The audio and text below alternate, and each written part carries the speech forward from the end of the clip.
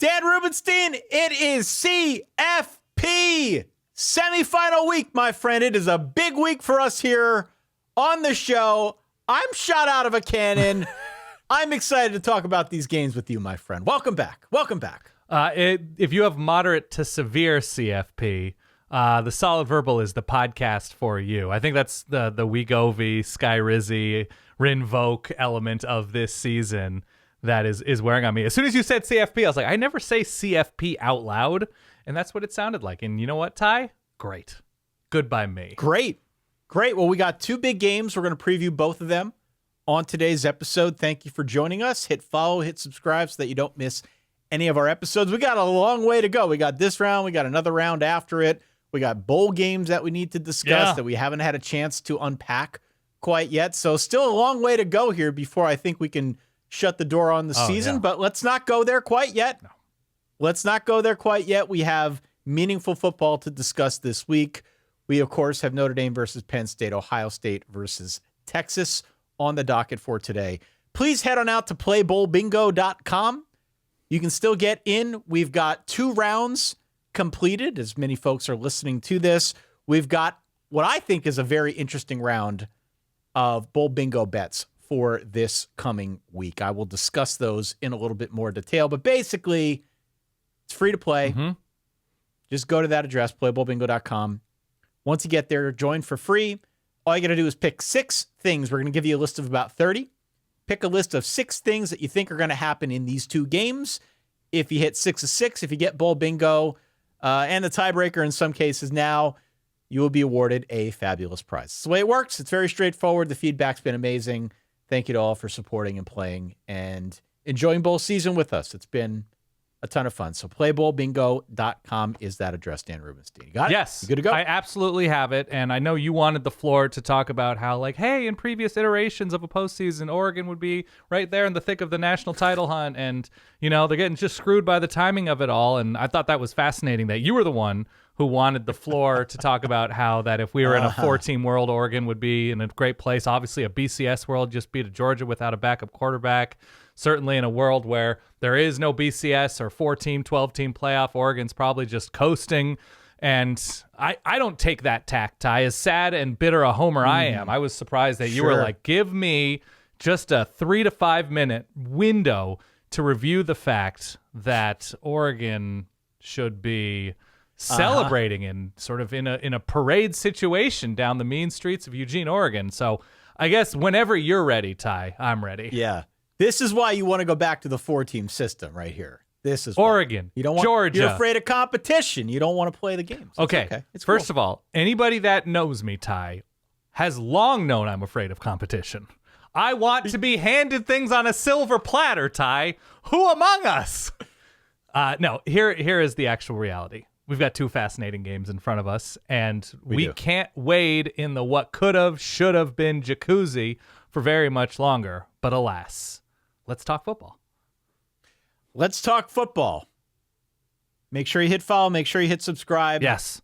Make sure you follow us across all of our social media accounts. We have a jam-packed show for you today. Let's jump in! Dan, Ty, help. I need picks of the week.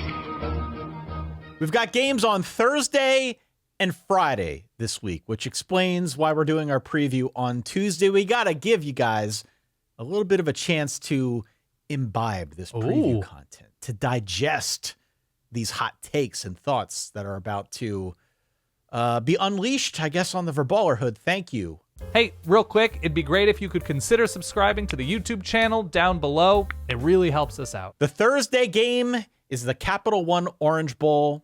It is between 13-1 Notre Dame and 13-2 Penn State. Notre Dame at time of recording, and this has jumped around a little bit, not much, a 2.5-point favorite in this Orange Bowl game. Yeah. The announcers are going to be Sean McDonough and Greg McElroy again. Great.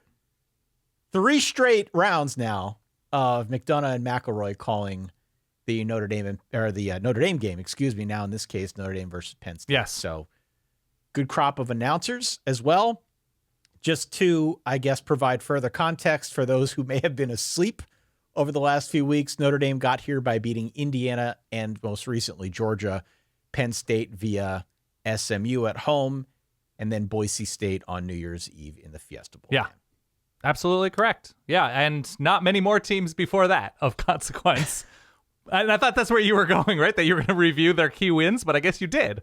So we have Notre Dame favored by a couple points. How do you feel about that line, first and foremost? I was surprised. Yeah? I was surprised. Yeah, Why? I really was. I can get into this when I give you my full 8,000 word diatribe on this game. Mm-hmm. But my first thought was, even before I started going through and unpacking and trying to break down matchups and whatnot, my first thought was that Penn State's better. My first thought, gut reaction, was Penn State's the better team. And when I saw the line break, I said I think the wrong team is favored. Right. Not by much. I'm not talking by a wide margin. This is a coin flip, this game, and I think ultimately a rock fight. Yep. But my first thought was, yeah, I think the wrong team is favored. How about you? My lean is Penn State, and that's what I talked about. It doesn't mean they're my pick officially, but my lean coming into this episode has been Penn State, just because I felt like there were more things I liked about Penn State that I've seen them do against, be it quality quarterbacks, quality defenses, that is just a little bit more incomplete with Notre Dame. So I know Notre Dame is getting credit for beating what can be a very good Georgia team. That's not always a very good Georgia team, a Georgia team that certainly wasn't at full strength, a Notre Dame team that wasn't at full strength when you look at what they can offer offensively and defensively in terms of personnel. But yeah, I was a little bit surprised, and especially given this isn't geographically advantageous for anybody in South Florida, far away from South Bend and State College, that, yeah, I would have maybe thought pick, maybe thought Penn State a point, something like that. But yeah, it caught me a little bit by surprise that Notre Dame, I suppose, after maybe a more public and more impressive win in their previous round, you can say okay, there is a skill to Notre Dame in this moment that, given opponent, we might know more about how they can close a close game than maybe what we know about with Penn State. I think that's fair. So let's start here. Just for the record, for people, any new listeners wondering, why is this game a big deal for these guys? Why do they care? Yeah. Guilty as charged. I am the reason why. All right. Born and raised and still live in Eastern Pennsylvania, where there are strong Notre Dame influences. Look up this part of the state. That is why I was raised a Notre Dame fan. Yeah. But I was not smart enough, as you may recall, as you may know from listening to this show for any period of time. Yeah. Definitely not smart enough to get into Notre Dame. Notre Dame didn't want you. They didn't want me. I got early admission at main campus up at Penn State, so I ended up going there. I have a diploma hanging up on my wall upstairs from the Pennsylvania State University. I've got a Beaver and Locust Lane street sign behind me where I lived for 3 years when I was a student up at Penn State. This is the reason why I have two teams. I have competing interests. Most of the time, they're not competing, with the exception of the Orange Bowl this week. To all of our Penn State, to all of our Notre Dame listeners out there, if you have an issue with this, that is a you problem for not understanding this part of the state and what is going on inside this bean of mine. Okay? I like that Notre Dame doesn't claim you and Penn State doesn't claim you. Neither one claims me. You're a college football orphan. And here you're the Jordan Addison of college football fans, right? Like, he's dead to Pitt fans, and USC forgot that he was even there. And so we are. He's a Viking, right? He plays for the Vikings now. Is he a good NFL receiver? Right. I have no idea. Okay, so the Vikings claim him. But yes, you are a fan orphan, and you could not care less than you do. I'm just being honest with people here. It is ultimately a show about honesty. Yeah. I am thrilled, personally, of course, that one of them is going to be in the title game. I will say, though, more than anything, I think I'm sad that one of them has to lose. I am. Because I do root for both, as weird as it may sound for some. This never happens. So this one here, this circumstance this week, is really difficult for me to be objective about. Yeah. I am doing my best to treat it like any other game. I'm not doing reverse jinx one way or another. I've got a few big questions that I think are going to decide this one. My main focus in this case between the Penn State offense and the Notre Dame defense in that push-pull. Okay, which I can fully unpack here over the however many next minutes you want to go with this. Can I ask you one? That's where I'm at. One final, because this is about you, Ty. Let's be clear. As everybody watching this game is eventually going to find out, this game comes down to Ty Hildenbrand. Of course. So you've said before Notre Dame is your team. You love Penn State, but Notre Dame is your team. Unless I'm phrasing that incorrectly. I was born and raised Notre Dame. Yes. Notre Dame is still sort of the A team. Right, okay. But went to Penn State. I root for Penn State too. But as anybody knows who's watched a game like this, short of like having your kid play your other kid and you just, this isn't that situation for you. Once the game kicks off, can you lock in on like, all right, bury him, Notre Dame. Bury him.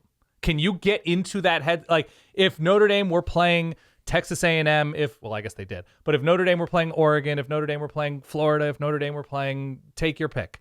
As soon as the ball kicks off, your mindset is bury them, Irish. Every single play, drive them into the ground, run through them, run around them, run over them, bury them. Right. Let's win this 35-3. Can you get in that headspace once the game is kicked off? I don't think I can for this game. Ty, come on. I don't think I can. No, I don't think I can. Like I said, I'm just going to be sad that one of them has to lose. Honestly. Okay. That's the God's honest truth. I'm going to have a really hard time with this one. I am. I'm going to be sad that someone loses. We need to get like some sort of electric collar for you to just like get you into that zone. Like we're going to have to like pry your eyes open like in A Clockwork Orange and show you the horrible things Penn State has done to you as a fan to get you in the right headspace to watch this. The very last time that I saw Penn State against Notre Dame was up at Beaver Stadium. Yeah. It was when you were there. Yes. Kind of started this whole thing. And I went into the stadium wearing a number 3 Notre Dame jersey. Yeah. And I did this after I graduated. I knew what I was walking into. You weren't in the student section, but yeah. Was in the student section. I made it a couple steps into Beaver Stadium. And I turned to my friend. I was like, this is a really bad idea. I should not be doing it. I took the jersey off. I think I had like a white T-shirt. Oh, you didn't go shirtless. Okay. No, I didn't go shirtless. Okay, fair enough. And that was the last time. Before that, the year prior, I was out. I guess it was Brady Quinn's final season when Notre Dame mopped up on Penn State up at Notre Dame Stadium. Yeah. So I was out at that game. I saw it when it was here in PA. And since then, they haven't played. It's been a minute. Dumb. So I have grown a little bit as a fan. Obviously, this show has grown a lot since then. And I'm just excited that they both have an opportunity to get to the championship. Yeah. I am very, very conflicted. Okay, so did you say Notre Dame offense or Penn State offense? Penn State offense. Penn State offense against Notre Dame defense. Dinged up, to say the least. It is. The thought that's been bouncing around in my head is that Penn State, in my opinion, will be the best team that Notre Dame has played this season. In my opinion, they're better than Georgia. I think they've been better than Georgia for a while. I would have picked Penn State over Georgia as well. Okay. It's the best quarterback that Notre Dame's played. It's the best running back tandem that they've played. It's absolutely the best tight end that they've had to contend with. I've been thinking a lot about how the Notre Dame defense deals with all that. Mm-hmm. How do you deal with that? If you're Marcus Freeman, if you're Al Golden, the answer against Georgia was to make it an Ashanti game, right? It's about us. It's about trust. It's about trust, babe. It's about trust. Forget about the injuries. Just trust the fact that your defense is athletic and well coached, and just play the game. Play the game the way you know how. Yes. They weren't trying to split the atom out there. It looked exactly like it has most of the season. It's a lot of man coverage. We've seen it for a good chunk of the year from Notre Dame. It looked like there was an emphasis on stopping the run, trying to get pressure. I think we're past the point now, I said this last week, where you're going to see any huge wrinkles. Like, it's going to be some version of the same game plan against Penn State as you saw against Georgia. And I'd expect it to look a lot like how Ohio State played Penn State, to be honest with you. And that's what brings up the two big questions for me on the Notre Dame defensive side. Yeah. The first is, what's the plan for Tyler Warren? What's the plan? Yeah. This is not a new question for anybody who has followed college football in the year of our Lord 2024. It just isn't. Right. It's 2025 now. We're still asking the same question. What do you do about Tyler Warren? I messaged this week a bit with Landon Tangwall, former Penn State offensive lineman. He does an awesome job breaking down tape. Go and follow him out on Twitter. Check out his stuff on YouTube. Really, really thoughtful guy. His thought is that Notre Dame's going to deal with this by putting Xavier Watts, their safety, Big on physical Tyler Warren. safety. Yeah. Yeah, which I think is a really good idea. I do. But bear in mind that Watts usually is a guy doing the roaming in that defensive backfield. So if you're using him differently, this isn't to say other guys in the backfield aren't capable of being a roamer, but if you're using Watts a little bit differently, my question is, well, does that put more pressure on your other safeties or your corners in the passing game? Could it leave them more exposed against the run if Watts isn't able to be there and run support, that type of thing? Right. Everything's related, right? I think it's a stretch to say that it makes them vulnerable because they are very, very well coached. But this is the Tyler Warren effect. Again, we've talked about this all season long. The Tyler Warren effect, even if he is not having the football in his hands, is still gravitational. It still pulls defenses out of shape. It still opens up lanes for other guys to go out there and produce. Definitely. So that's my first question. And then my second question, I think, is related to the first. And truly, this is the biggest question for the Penn State offense. And that is, can the Penn State receivers win those one-on-one matchups? And are they going to have enough time to go deep? You know, we did see Georgia's receivers win some of those matchups against Notre Dame. Yep. Fortunately for Notre Dame, the Georgia receivers have stone hands, Dan. They've had them all year. Continue. Thank you.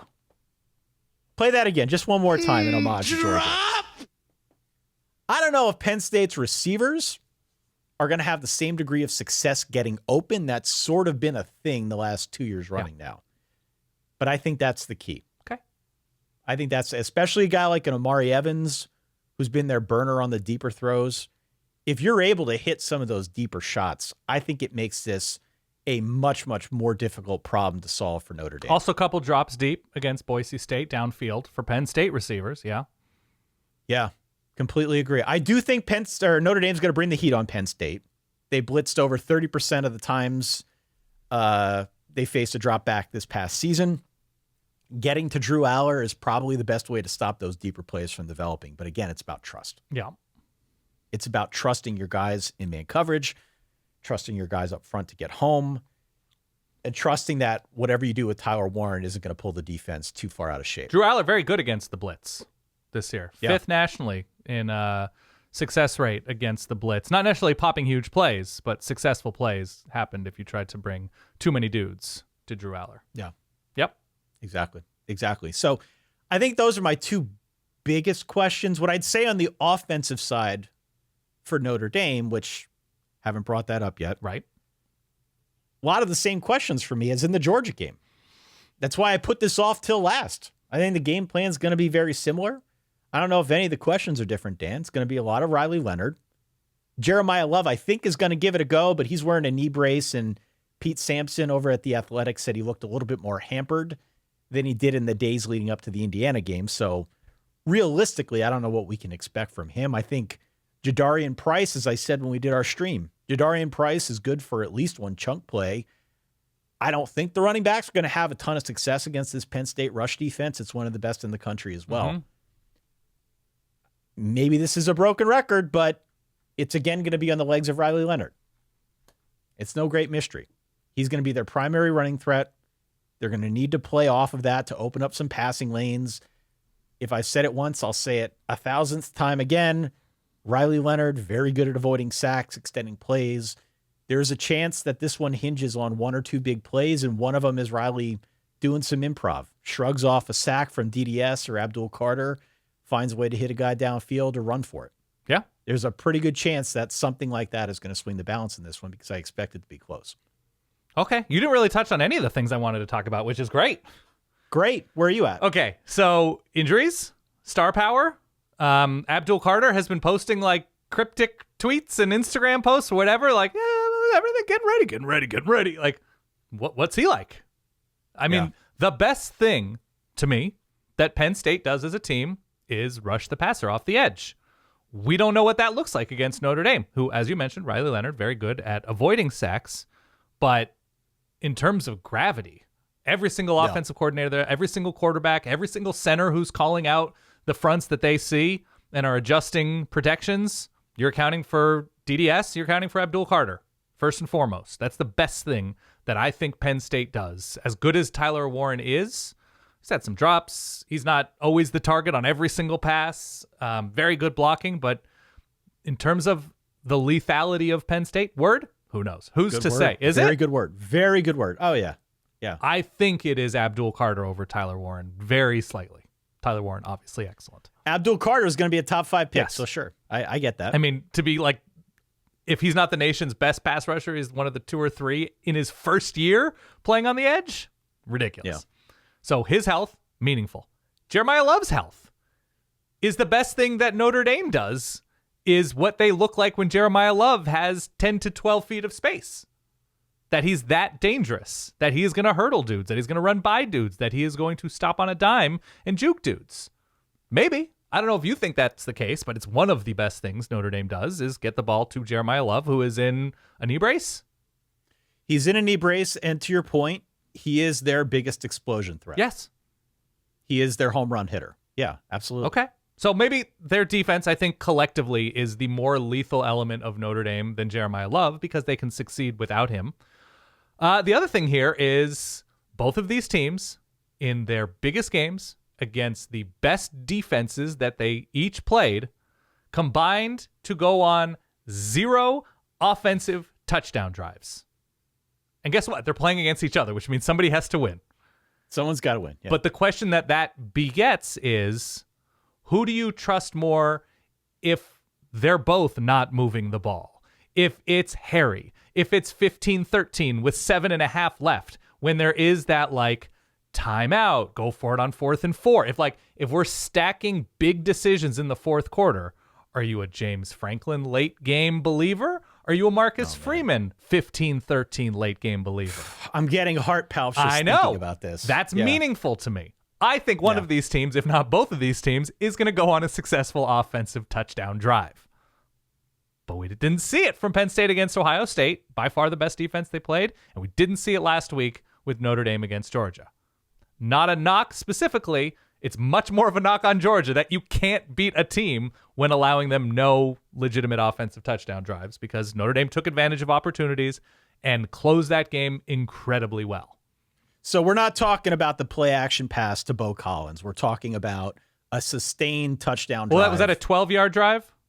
It was a 12-yard Right. drive. That's not a drive to me. That is fair. That's fine. Taking Okay, I'm advantage, just making sure I'm on the same page here. Taking Continue. advantage of an ideal situation that you yourself with a strip sack are responsible for. That was a great team moment for Notre Dame, but when given the opportunity to move the ball 40, 50, 60, 70, 80 yards to the end zone, that wasn't where Notre Dame was successful necessarily. Again, win your clunkers. And offensively, I wouldn't even call it a clunker for Notre Dame, but in terms of finishing drives, there were elements of that. So who do you trust, right? Who do you trust if it is low scoring, if you are out of... Thank you. Another Ashanti game, baby. Yes. And I think I give the slight edge to Notre Dame there just because of Riley Leonard. If it is that kind of game.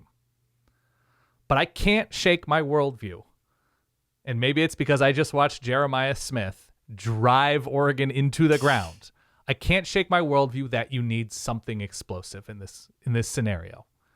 Right. And there is more about Penn State that I trust, especially with Jeremiah Love nicked up, with Kaytron Allen and how he got loose. Granted, perhaps the Boise State defense, not championship caliber. Nick Singleton's explosive ability, both in the backfield and through the air. We saw it against Oregon.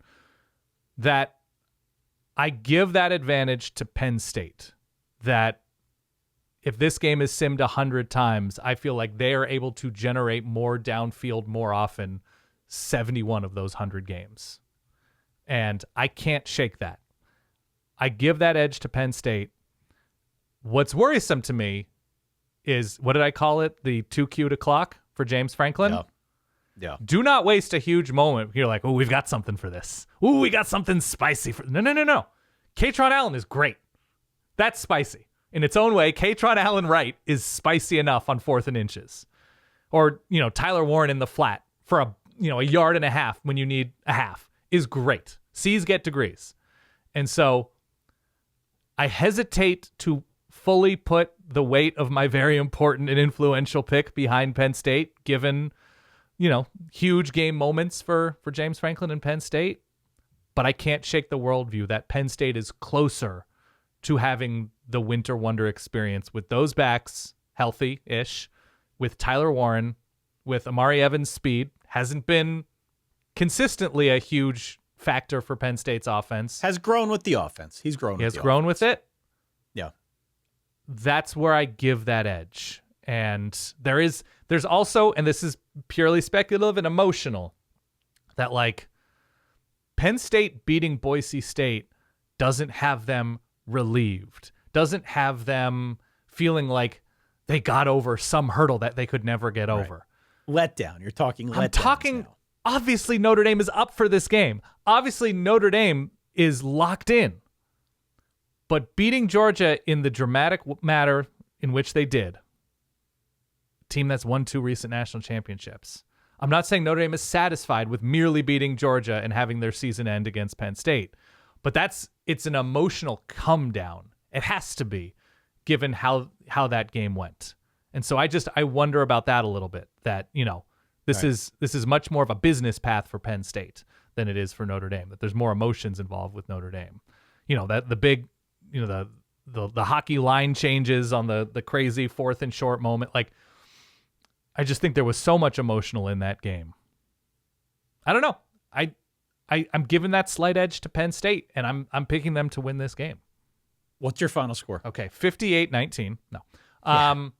I have Penn State winning this game 21-18, 22-19, 23-17. I think they will win this game by more than 2.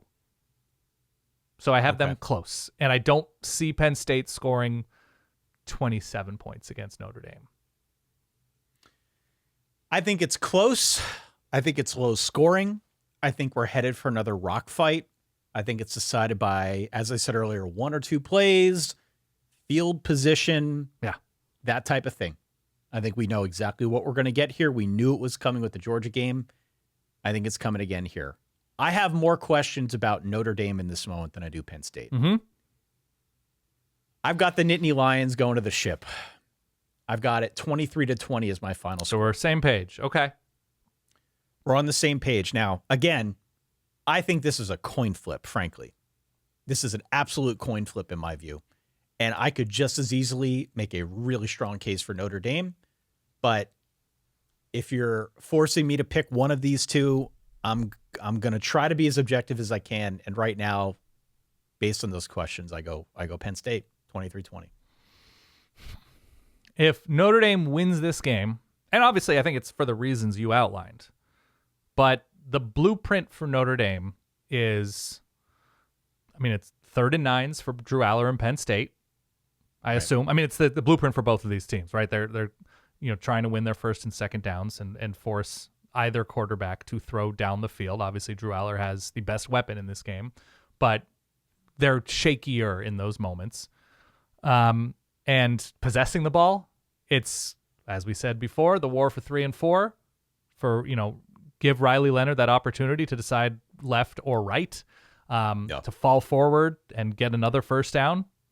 Whereas Penn State, I don't think, is in that mindset of like, let's control the clock in this game and wear down the other defense. I think they are more confident perhaps in the array of skill that they have on offense. I just think they have more ways that they can beat you with their offense. But that's the path for Notre Dame, right? To replicate the Georgia game, but getting into the end zone more.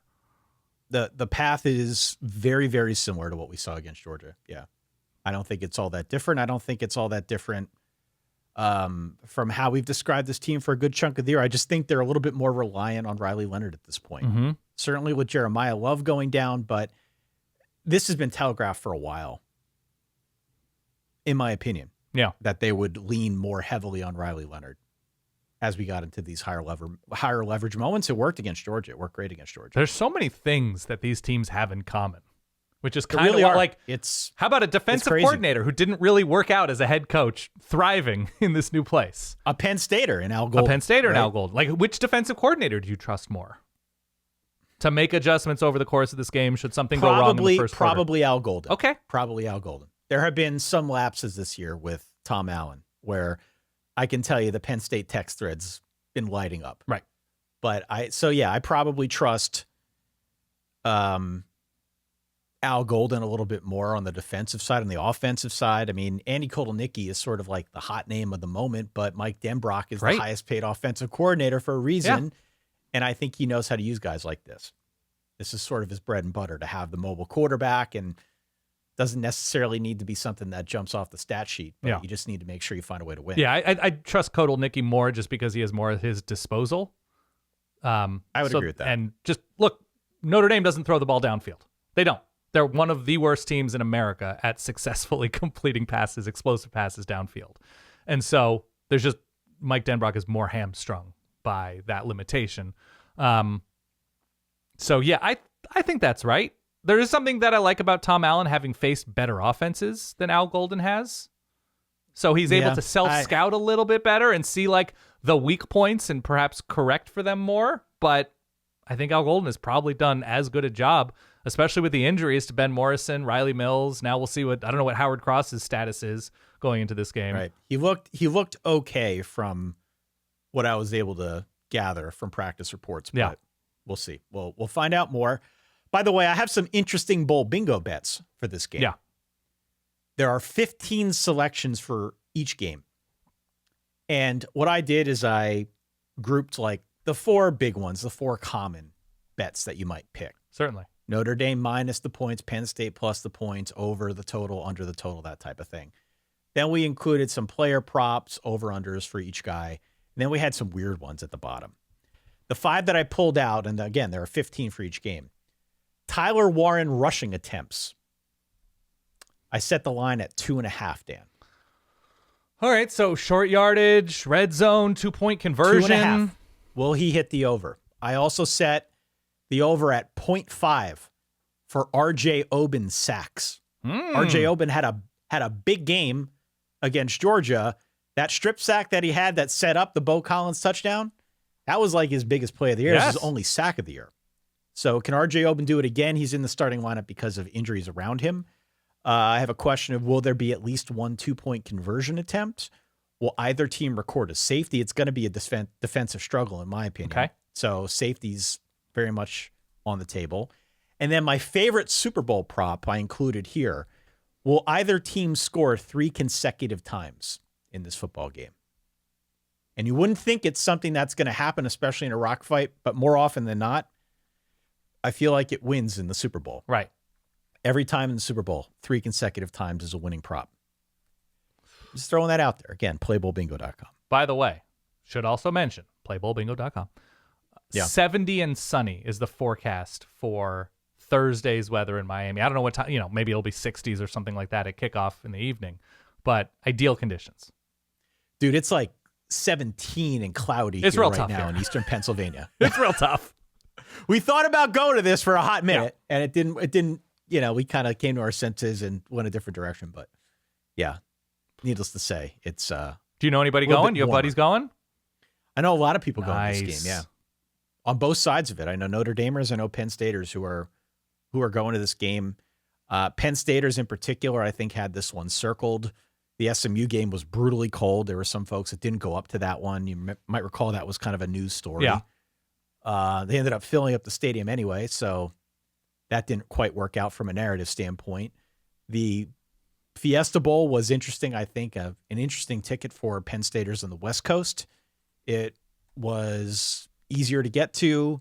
The ticket wasn't crazy expensive. Boise was obviously very excited to go back to the Fiesta Bowl. There were a lot of Boise people there, but this is the one, at least for those of us, I think, here on the East Coast, this is the one that a lot of Penn Staters had circled. Okay. This Miami game. So yeah, I think it'll be definitely attended well from both sides. Any other X factors that you want to point out, having intimate knowledge of these two teams? Like, are there any offensive linemen you don't trust? Are there any safeties you don't trust? Are there any situations you don't trust for either of these games that people, while watching this game, would be like, ooh, that handsome silver fox of Ty Hildenbrandt pointed this out earlier in the week, that don't trust number 70 blah, blah, blah. Yeah. Anything like that for either one of these teams that's just like a pet love or hate here? Well, I mean, I'm sort of obsessed right now with Leonard Moore, who Notre Dame brought in to, play starting corner after they had so many injuries. And he didn't get a whole lot of work in that Georgia game. It seemed as if they kept trying to pick on Christian Gray, Right. which is something that we also saw in that USC game earlier this year. So I guess it's not so much a pet player as it is a pet matchup to see which of those two corners Drew Aller and Andy Kotelnicki decide they want to attack more. If that is the case, I mean, it was very clear that Georgia had that in the game plan. They kept throwing at Christian Gray. I'm just curious to see if we see something similar. Freshman, by the way. Drew Aller and Penn State. Leonard Moore, freshman. Yeah. 3-star freshman. Coaching staff was crazy about him. He Says a has lot. come in and contributed in a really big way. If they're not throwing at him, that's the ultimate respect. They're very young at corner. It bodes well for them next season and beyond. Yeah. But in this moment, I think that matchup will be fascinating. Anything on the Penn State side that's either rubbing you the right way, I know you know what I'm talking about, or rubbing you the wrong way about where, like, slow starts or linebacking core or offensive line. Like, is there anything, like, Oregon put up a bunch of yards and points on them? Like, are there any, like, concern points or, like, secret loves you have with Penn State?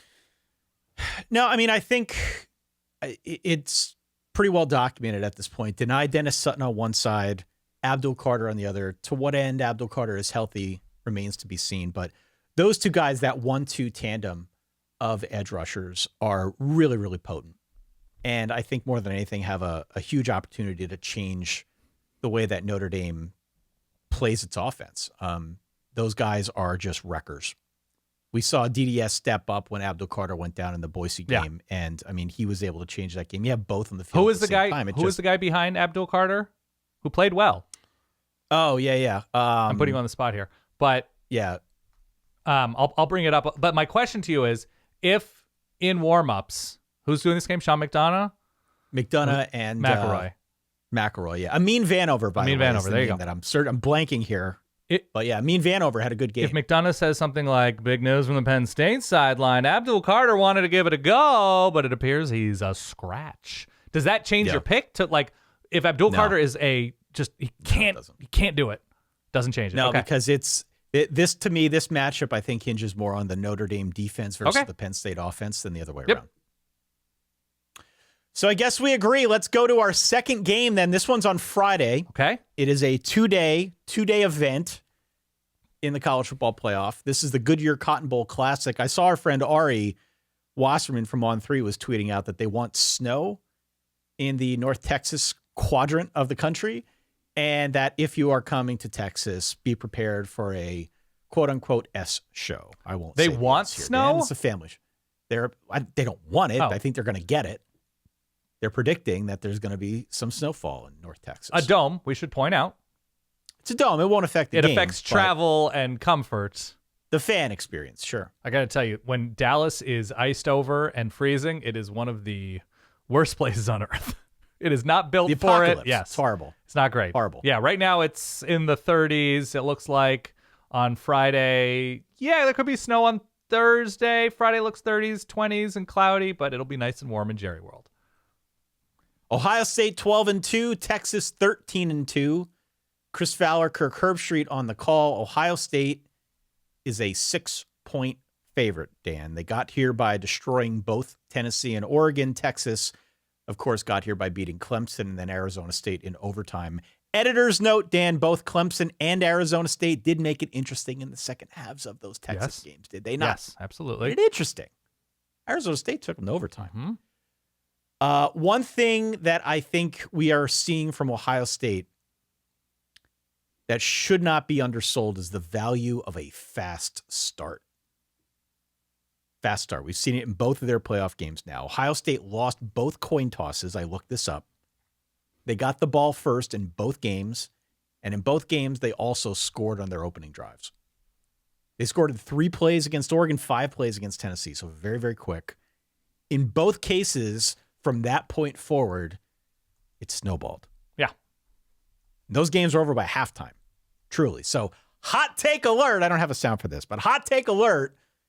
It's important that Texas not let that happen in this game the way it did the previous 2 for Ohio State. You put yourself behind the 8 ball like that.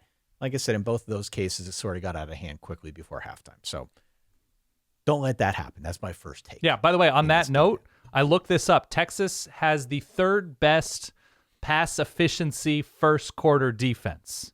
And I thought to myself, I saw that too. Ooh, okay. So they are game plan. They're ready to roll. Then you check the quarterbacks Texas has played, and you're like, don't know how much this means. And then you look at number 8, and it's Tennessee, and you're like, well, this stat definitely means nothing against Ohio State. Absolutely. Yeah. I was going to say the same thing because on paper, Texas does not let that happen. Mm-hmm. And I spend a lot of time looking at the Texas defense. They've been one of the best first quarter defenses all season long. During the regular season, they were excellent at avoiding big pass plays, which is obviously something you can go back and look in the Tennessee and Oregon games.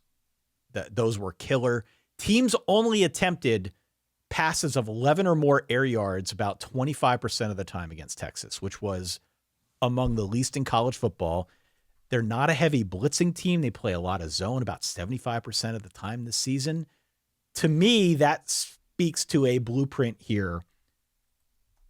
Force Ohio State to try and nickel and dime you. And then if they get down in the red area, force 3s instead of 7s. The magician. Yeah, because Texas has been really good in the red zone this year. What? I don't think I don't think defense. Defensively. Yeah, okay. Defensively. Okay. Yeah. Sorry. What do you think I'm talking about? I heard about Ohio State's offense. I must have had like a momentary fugue state situation where when you put the Not words the offense, together. Defense. I know. Defense. I know that's what you're talking about. Texas has been very good. People, 11 air yards, very small percentage of the time. Okay. But when you connect those words, Texas has been very good in the red zone this year. It just sets off defense. Like there's a sensor that goes in my head. Continue. That's fair. Yeah. That's fair. I don't think you're stopping the Ohio State offense. Okay. I think to some extent you can hope to contain it. My whole theory here is let them try to nickel and dime you. Give Will Howard more opportunities to make a dumb mistake. He hasn't made any mistakes. You got to get in his face. That's the way he makes. He's been awesome. He's been awesome. But give him tighter windows if you're going to give him any windows at all, and see if he can do the same thing down in the red zone when it's a little bit harder to fit those passes in. My biggest singular question in this game, though, is how Texas is going to deal with a high-pressure defense like Ohio State. Yeah. My question isn't so much about stopping the Ohio State offense. I think Texas will maybe have some success with that. But the question is, with Ohio State blitzing a lot, creating pressure a lot, whether they're blitzing or not, how does Texas deal with that? Which leads me to our Wendy's Saucy Night of the Week. Last one of the year. Please. Do you have any guesses? Here's a trivia question. Yeah. Any guesses on Quinn Ewers' completion percentage under pressure so far in this postseason? Not all year. In the postseason, completion percentage when graded under pressure per our friends over at PFF. I know from just my eyeballs, my retinas, the iris situation. Is it irises? I don't know. That as soon as he is uncomfortable, he goes from being excellent to considerably less than excellent. So that is accurate. What would you, if you're putting a number on it from 0 to 100? Yeah. Completion percentage when graded under pressure. I would imagine it's 48, 52, 35% this postseason. Okay, so just the 2 games, or no, in the 3 games. In the 2 games so far. Okay, so we're not counting the SEC championship as postseason. Okay, I don't believe so. Okay, I don't believe so. 5 of 14, 2 interceptions. Mm-hmm. You're going to be looking for a while if you're trying to find a quarterback who's better under pressure. They all turn into different quarterbacks, and this clearly is a limited sample size. But the point being, you can overwhelm them, and I think Ohio State is good enough up front to do that. If you do that, I think it solves a lot of what Texas tries to do on offense, which is motion and misdirection. They want to create confusions and matchups from the confusion. Yeah. Don't give him time to run the oop-de-oop. Just don't. Don't give him any of that time. Get in his face, create pressure, turn Quinn into a different quarterback. In my opinion, that's sort of the blueprint here on the Ohio State defensive side. Does that make sense to you? Yeah, it almost feels like if Texas is not in the end zone the first 2 or 3 drives of this game, you'd be like, ooh, this one might be over. Just because, what did we see last week against Arizona State, right? It was an incredibly successful game plan coming out of the chute. I think it was an RPO play to Matthew Golden that set up a DeAndre Moore touchdown down the sideline immediately. And then, of course, the Silas Bolden punt return. So that's not, a game plan thing as much as it is just great special teams play from Silas Bolden and the punt return team. But, yeah, it has that feel like if Texas doesn't start quickly, then they might be in for a long night. I think it's imperative that Texas take some deep shots here. Agree. And hit their burners down the field. Quinn Ewers throws one of the best deep balls in the game right now. If they're able to use some of that misdirection and get matchups, maybe that opens up the run game a little bit more. It just gives you more options if you're calling plays on the Texas side. I think it's inevitable they're going to hit one or two of them. Yeah. But it's more a question to me of if they can create enough of a threat to make Ohio State respect at every play. That's ultimately what you're going for. If you can do that, if you can get guys to back off a little bit, maybe it opens up the run game. Maybe it opens up some underneath stuff. It kind of frees up your offense. But it's imperative to me that they take some of those shots and maybe to your point that they hit a couple early. Texas has burners out wide. I mean, they have guys who can run. I mean, we'll see on Isaiah Bond, who I think has been practicing. Yeah, but, we'll see. But, I mean, they've got guys that can run. They've got guys that can run past you. Mm-hmm. And obviously they've got the quarterback who can throw it in the bucket like Quinn can. So I'm looking for that early. If you're talking about like an early question for me, it's are they taking those shots? Are they able to connect to some extent where Ohio State's got to think twice about it in every play? Mm-hmm. I don't think Ohio State's going to roll Texas the way they did Tennessee and Oregon. I don't. Okay. I also don't think Texas can do all those things I just mentioned. Right. Because Ohio State's just playing so well right now. Like, you got to put some value on momentum. You got to put some value on playing with confidence. I think it would be foolish to pick against Ohio State.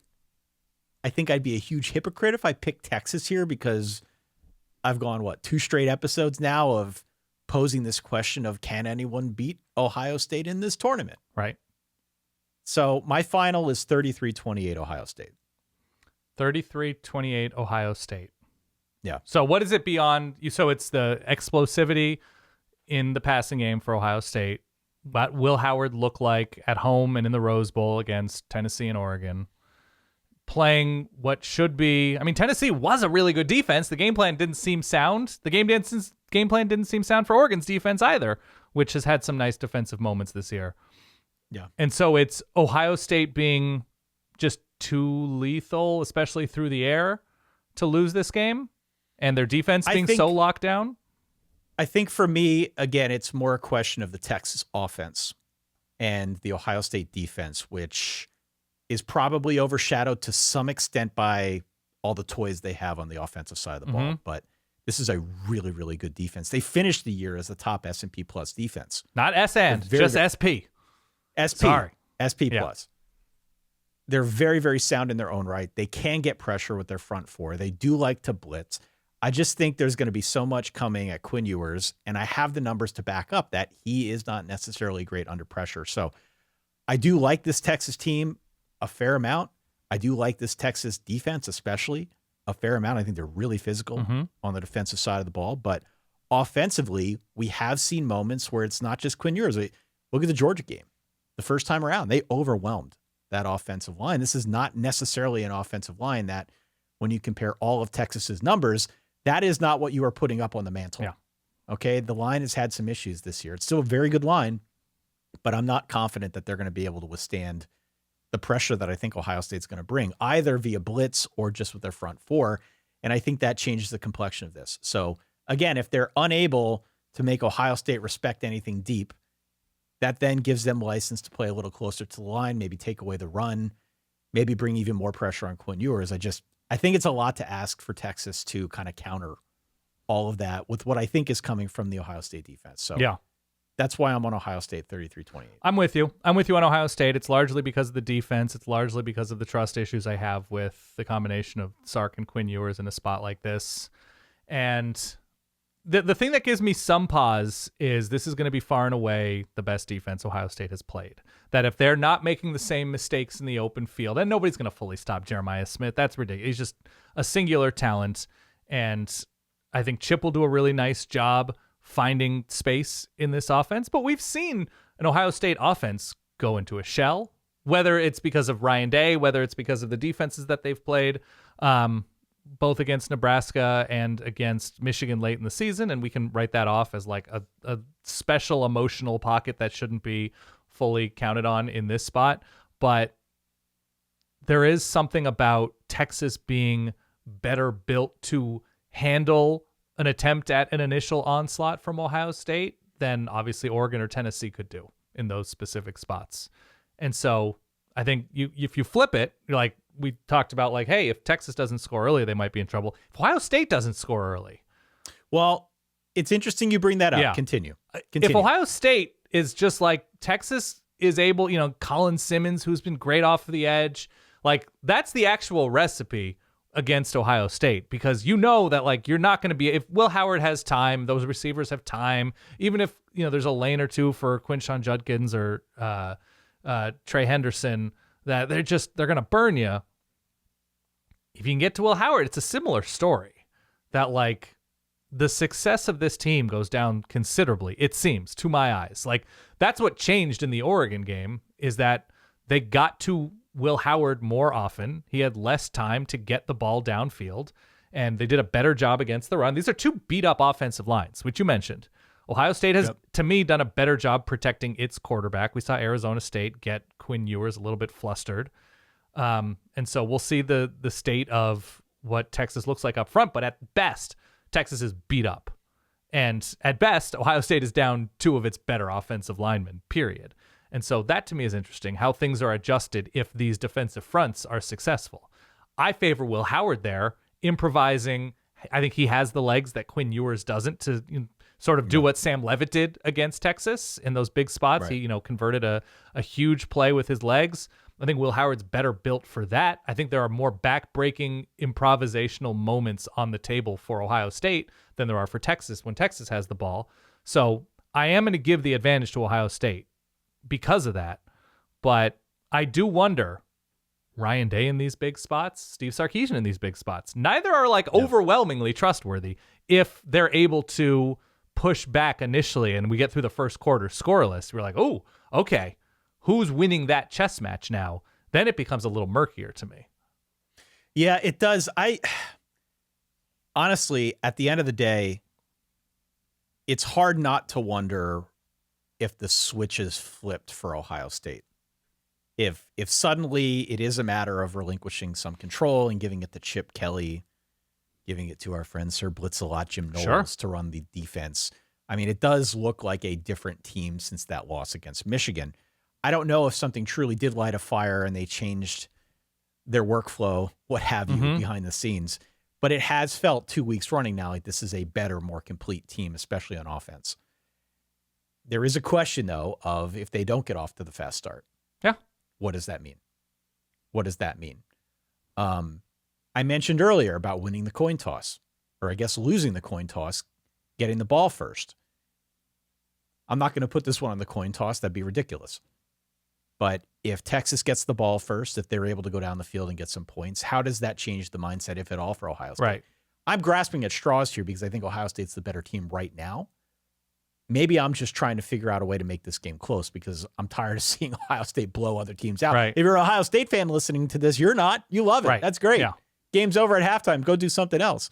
But I think for the purposes of just wanting a good game, wanting to see a competitive affair here, I've been looking specifically at ways that Texas can keep this one from getting out of hand. But I think we're kind of prone to that. But if I'm going to tell you the final score is 35-13, we can agree that we would guess Ohio State is the 35. Ohio State would be the 35. That to me is the difference. That there seems to be the pop is a little bit more dangerous with Ohio State. As much as like it was ASU smashing Texas on the ground with Cam Scadaboo over and over and coming up with big plays or weird plays with Cam Scadaboo through the air. That was the difference maker in controlling the clock, which was a big thing for ASU. That's not how Ohio State is built. As much as Ryan Day wanted to win the Michigan game that way, that's not how they're built to win in a spot like this. So yeah, I'm there with with Ohio State. Just, again, you simulate this game 100 times. I think they're winning this game 68 to 72 times because of the number of ways that they can win. They just seem more trustworthy in this moment. And, I mean, you're a golfer. You know this. Nobody has been happier to be in a mulligan system than Ohio State. They've got this second life, never would be here in any other year, and here we are, and they are riding high. They're riding high. I think they're the odds-on favorite right now to win the national championship per the betting lines. It's either them or Texas, frankly. Mm-hmm. Whoever comes out of this game is the odds-on favorite going into that matchup in Atlanta. Yeah. I've got 33-28. What's your final? Something like 31-23. I think they're going to cover. I have them covering. I've seen too much from this Texas team to fully trust them in a spot like this. 31-23. And the Ohio State defense, to me, is the best thing in this game. They're the most trustworthy. You know, Caleb Downs coming down and I don't know if it was Bruce Feldman. It was somebody on Blue Sky or Twitter or something, watching the Vikings, who they play last night, Lions. It was one of the first NFL games I've watched this season, where there was something about the Lions defense that made it seem like there were 12 guys on the field the whole time. And you know how that sort of phrasing means to me as an Oregon fan after the first Ohio State game. But that's what Ohio State's defense actually feels like, right? That they're just like, are there too many jerseys on the field? No, they're just everywhere. They're just smothering. And I mean, the Texas defense is also excellent, but I don't know. I think there's something special about Ohio State, especially up the middle on this defense. So the tough. Yeah, I have them winning by touchdown plus 7-8 points. Okay, so we sort of agree. We agree. You have Texas covering and keeping this close-ish. Yeah. I have Ohio State by 7 or 8. Yeah, the way that this played out in my head, by the way, was a 33 to, let's say, like 22 score up until late, where Texas scores and has to go for 2 and doesn't get it. Okay. I don't know why I said that, but that's sort of where I was at with when I was trying to work out the math on this one. Okay. I have some interesting bowl bingo bets for this one as well. Ready for them. I'm excited about these. Okay, so first and foremost, will Texas win the coin toss? I mentioned this twice now. Okay. Ohio State has lost both coin tosses in both of their playoff games. Will Texas win the coin toss? Very easy. Yes, no. Secondly, will Ohio State score on their first drive? They've scored on each of their first 2 drives after losing the coin toss. You can bet this one without betting that they lose the coin toss, but first time they get the ball, are they scoring a touchdown? They've been very, very good so far. Beyond that, total number of snaps for Arch Manning. Hold on. Let me guess what you put it at. 2.5? 1.5. Okay. Didn't play in the last game. How many snaps will he get? So you're saying, essentially you're saying short yardage, Texas goes down early in the same way they went down to Georgia. They need a spark. They make a change, or Quinn Ewers gets hurt. Yeah. Or there's like a goal line package where they want to run the read option. They want to use his legs, maybe use him as a decoy, something of that nature. Yep. But 1.5. Okay. I might go over there. Is what And the last one, will an onside kick be attempted? Attempted, not recovered. Just attempted. If this game is 33-28, as I'm predicting, there's a pretty good chance we're going to see an onside kick late. Do you think either of these teams, on that note, views the other as the last huge obstacle in this tournament? That they view Notre Dame and Penn State as clearly more beatable than Ohio State or Texas? I think if you're Ohio State, you view that. I mean, I think if you're Texas, you have to view that, right? There's no way Penn State or Notre Dame seems more daunting than Ohio State. I think Ohio State for sure, and I would agree on the Texas side, yeah. Okay. So that's 2 straight games in which Ohio State may be looking at their, like, we get by this, we're in good shape next round. We get by this, we're in good shape. Like, okay. Yeah, I think both of these teams would be favored over their potential opponents. Okay. In the next round. I have not seen the actual line, but that's just sort of my conjecture. Actually, I know for sure. Now I'm looking at it right here. Ohio State would be favored by 7.5 over Penn State, by 7 over Notre Dame. Mm-hmm.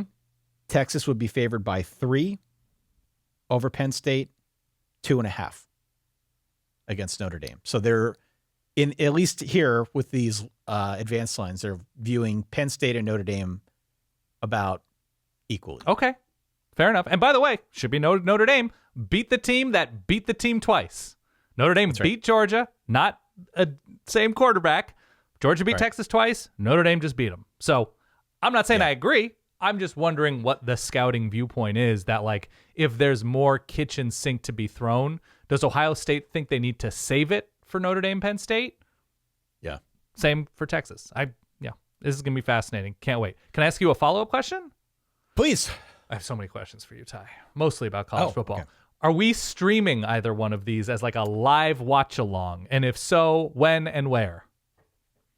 Well, I think we got to do Ohio State, Texas. Okay, Friday evening, 7:30 Eastern? 7:30 Eastern time. Okay. Yeah. This is the, I think, bigger of the two matchups. If I had to put kind of a number to it, I would say this one's like, 9 out of 10. Notre Dame-Penn State may not have quite the same appeal. Maybe I'm all wet there, but I would. Both are huge games. Obviously, you're definitely wet over Notre Dame, Penn State. Yeah. The first one is bigger for me, but I think just in terms of,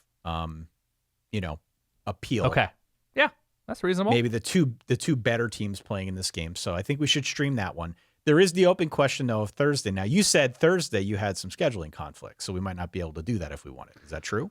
It's changed. I don't have scheduling conflicts anymore. I don't think. Here's the latest with Jody with an I, who's actually, I think, going to be in Texas this week. Okay. Maybe it's scouting for Notre Dame or Penn State. Who's to say? Never know. Never know. The latest from Jody with an I is she flies out Tuesday night and flies back Wednesday night. So I think she's in town. So we have flexibility. Okay. I don't want to take anything away from your experience as a college football orphan, though, between Penn State and Notre Dame. Well, it's not like I'm not going to be watching the game. I know, but if you truly want to experience it, how you want to experience it, tell me how that is. Yeah. Me goofing on your teams? Is that how you want to do it? I would like to hear from the Verballerhood on this. Okay. We are, at the end of the day, college football content creators. That's what we do. I would like to hear from the Verballerhood. If that's something that the Verballerhood would be into, would take pleasure in. If people want us to do the stream, I'll do the stream. I'll do the stream for that. And if we don't do the stream, you will do a solo Insta reaction right after. That's right. Pure, uncut, raw Thai emotion. There will be some uncut gem after that game one way or another. Okay. But I would like to hear from the Verballerhood before we decide on Thursday. But let's make Friday a date. Let's do it Friday, on Friday absolutely. night for sure. We will live stream, watch along, Ohio State, Texas, smelltieshair.com or Twitch or Twitter, X, wherever. We'll be doing it. Yeah, we'll be doing that. So again, those are our picks. Yes. We both have Ohio State winning. We both have Penn State winning. As always, we want you to chime in, solidverbal@gmail.com, or hit us up on social media. If you can leave a comment on a YouTube video, if you can leave a comment on a Spotify podcast, we genuinely want to hear from people. So reach at Facebook, reach out, let us know what your thoughts are, what your predictions, official predictions are in advance of these college football playoff semifinal matchups. And don't forget to go on out to playbowlbingo.com. Again, you got to pick 6 out of 30.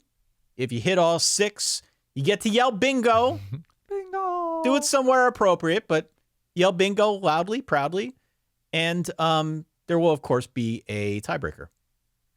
Agree. See who gets the big prize. Can't wait. Cannot wait. And if there's anything, I said it at the top of the episode, anything you want to get off your chest about, this being just the wrong, just unlucky time for Oregon football. Whereas, they were built to win in a 4-team era, a 2-team era, old era. It's all you, Ty. I'm over it, as you can tell. Fair enough. Thank you, one. Thank you all for downloading, for listening, for playing along at home. It is always our pleasure to do these episodes. It's weird to only do 2 games. Yeah. But hopefully you got some value out of this. If you did, hit follow, hit subscribe so that you don't miss any of our future episodes. For that guy over there, my good friend, Dan Rubenstein, for myself, Ty Hildebrand. Enjoy the games. Stay warm. Stay solid. Peace.